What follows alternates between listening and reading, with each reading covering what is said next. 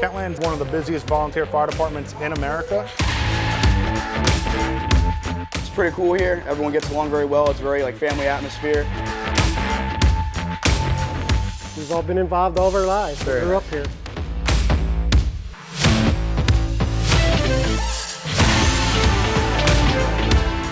I've done it my whole life, you know?